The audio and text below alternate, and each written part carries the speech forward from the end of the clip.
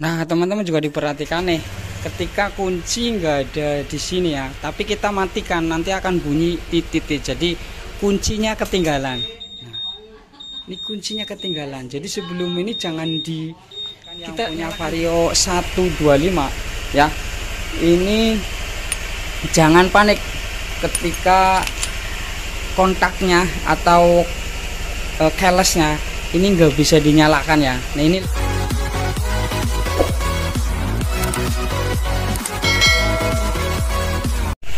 Assalamualaikum warahmatullahi wabarakatuh. Kembali lagi bersama Super Honda. Nah, teman-teman juga diperhatikan nih, ketika kunci nggak ada di sini ya, tapi kita matikan, nanti akan bunyi titit. Jadi kuncinya ketinggalan. Nah, ini kuncinya ketinggalan. Jadi sebelum ini jangan kita nyalakan dulu ya, nyalakan dulu. Kita cari kuncinya ya. Barangkali di jalan itu kuncinya ketinggalan ya. Saya juga pernah ya. Ketika dimatikan seperti ini ya, ternyata bunyi. Ini menandakan bahwa kunci atau remote itu ketinggalan di rumah, nggak dengan remote-nya. Jadi ini ada waktunya ya. Jadi segera dinyalakan seperti ini lagi. Terus kita starter. Nah, langsung pulang. Nah, langsung pulang. Itu kalau misalnya kuncinya ketinggalan. Nah, saya karena kuncinya kayak ambil lagi ya di dalam. Untuk kuncinya saya ambil di dalam nih. Kita ambil lagi ya, jadi ini tak video langsung biar teman-teman tahu ya, ini kuncinya tak ambil dulu di dalam ya. Kita ambil kuncinya. Nah, ini kuncinya kan jauh, gemboknya remote-nya di dalam. Nah, ini akan didekatkan lagi, maka nggak akan bunyi. Jadi ada tandanya ketika ini ketinggalan di rumah ya. Nah, seperti kita coba matikan. Nah, kan nggak bunyi. Ini salah satu ilmu ya, barangkali remote-nya ketinggalan seperti itu bunyi, itu ada kodenya ya. Jadi tenang saja ya. Jadi enaklah kalau misalkan motor kunci remote-nya ditinggalkan di dalam atau udah jalan. Kemarin pernah saya itu di jalan ya, bunyi seperti itu, langsung pulang lagi. Jadi langsung nyalakan, balik lagi. Nah, itu perlu diperhatikan. Oke, itu aja keluhan-keluhannya atau informasi ya yang punya Vario 125 yang pakai kunci remote. Ini adalah motor saya pribadi ya, Vario 125, keluhan dan kendala selama 6 bulan ya. Nah, teman-teman, barusan ini remote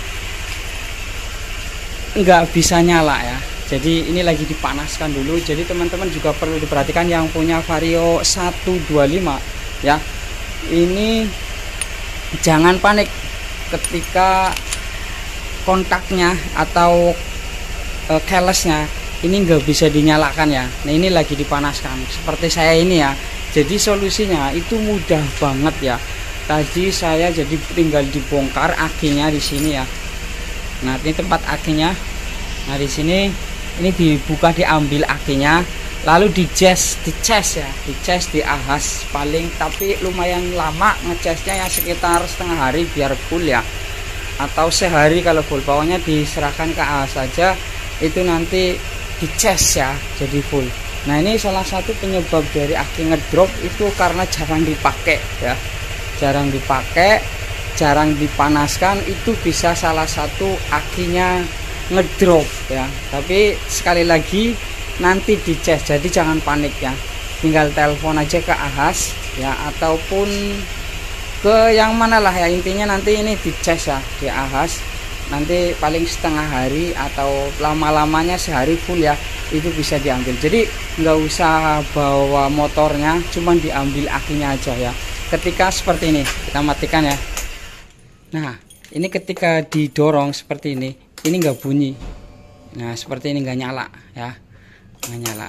Jadi kalau ini sudah nyala ya. Nah, seperti ini. Waktu pertama ini nggak bisa diputer-puter karena akinya ngedrop, karena kan ada saluran listriknya ke bawah ya. Jadi perlu adanya aki. Nah, jadi itu aja sih untuk keluhannya untuk Vario 125.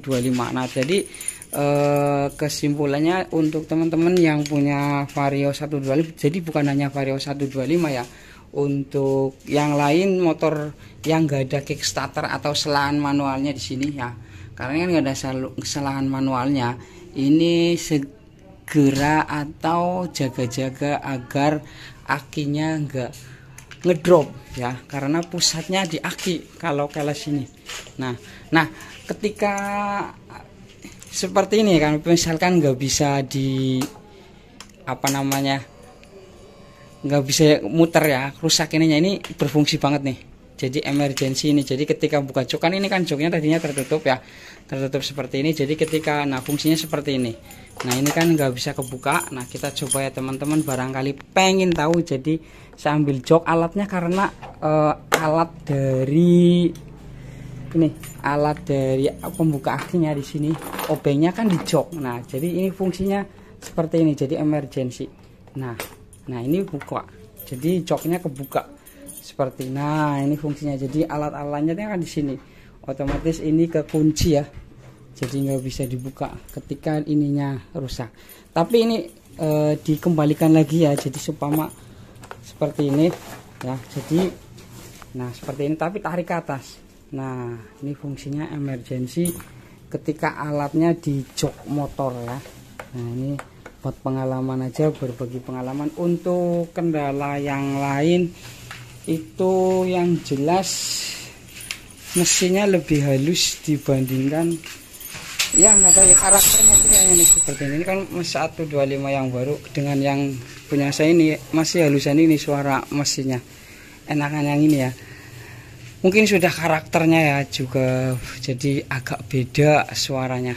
Nah kalau jadi teman-teman ini mungkin ada yang pertama, ini banyak aksesorisnya ya, ini tak ganti ini supaya, dan di sini salah satunya biar enggak, ini kan biasanya udah ruang bawaan ya, jadi ini saya kasih ini tank pad ya, dan juga karpet supaya di sininya, bodi di sininya awet ya, enggak lecet kan biasanya kan bawa galon, bawa barang itu seperti ini. Untuk bagian depan sih aman-aman aja, ini aksesoris ya, aksesoris ya, jadi masih oke. Lampu masih menyala semua.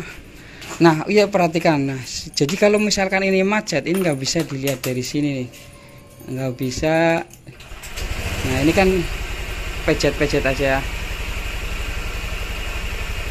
Nah ini voltase baterai, ini nggak kelihatan kayak. Nah ini 14,2 ya, ini normal ya, jadi nggak bisa lihat ini, soalnya langsung mati pas tadi pagi ya, pagi mati, jadi nggak bisa dicek gitunya. Kalau untuk yang lainnya seperti casan HP, dan ini juga aksesoris ya tambahan, jadi nanti barangkali kok Vario 125 beda tambahan aksesoris ya, aksesoris dana pelajar, dana minim. Nah seperti ini. Untuk yang lainnya apalagi ya, udah sih paling.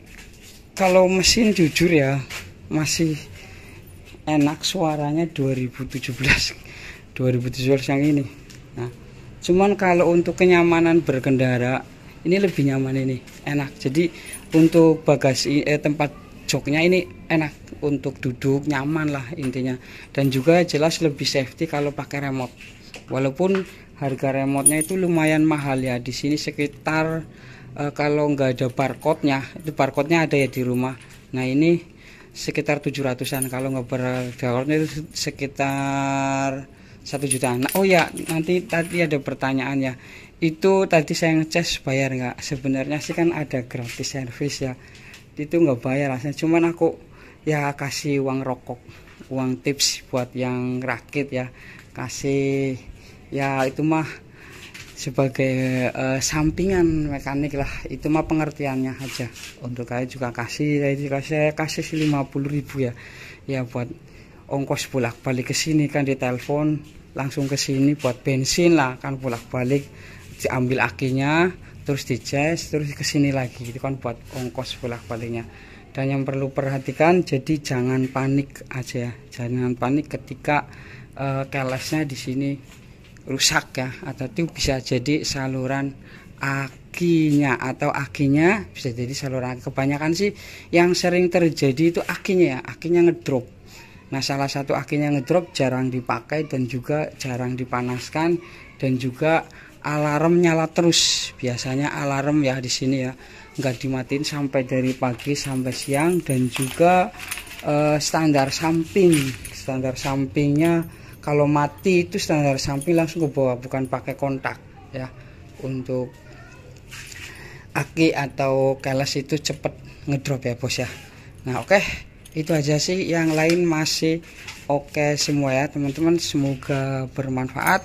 Assalamualaikum warahmatullahi wabarakatuh.